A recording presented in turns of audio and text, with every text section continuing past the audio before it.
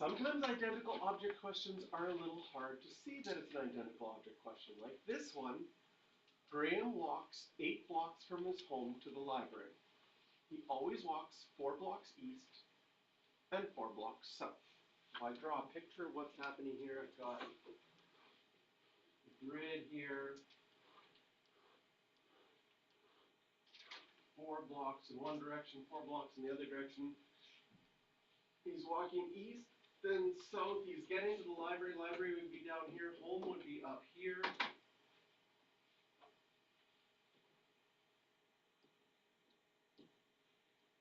All right. Now, we are assuming that Graham is pretty intelligent. He doesn't do this on his way to the library. Oh, where's the library? This is not a very good, efficient way to get to the library. We're assuming he doesn't get distracted by a butterfly on the way. Yes, we're assuming that Graham can just knows where the library is. So one possibility would be this. But that's not the only possibility.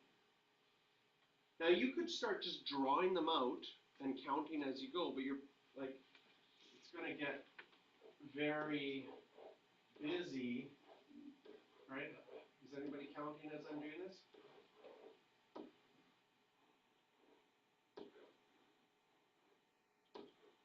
If I counted them all, how many was I at? That's not probably a good method, right? So how do we recognize this as an identical objects as a Mississippi question? Well, if we look at one route, we could describe this route as going east, east, east, east, then south, then south, then south, then south. And if we took those letters and rearranged them, it would give me a new route. But just if the E's were different, rearranging the E's, it's still the same route. So it is an identical. Objects like Mississippi, you'd start with 8 factorial, but we need to divide by 4 factorial and 4 factorial. And if you type this into your calculator, which you should try and see if you can, you will get 70.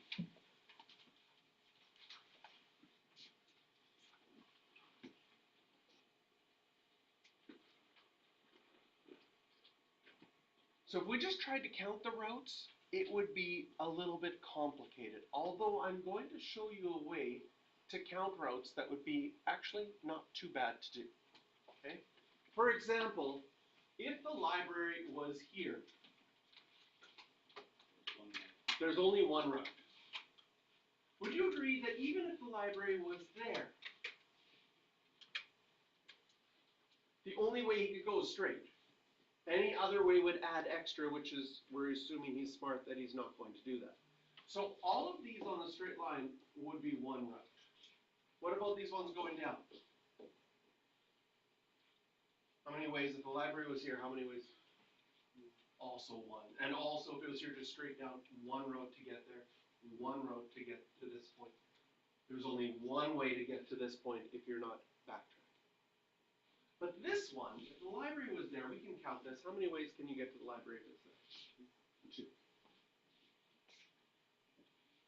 2. And we could count this one. 1, 2, 3. And this one is 3. My question for you is, what do you think this one is?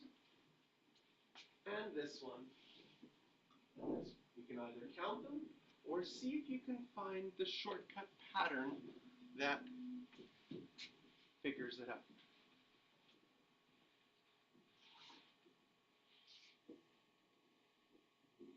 This one down here, guesses, 4. And this one also 4. Probably be okay making these ones 5. But what about this one? 6. And this one? 10.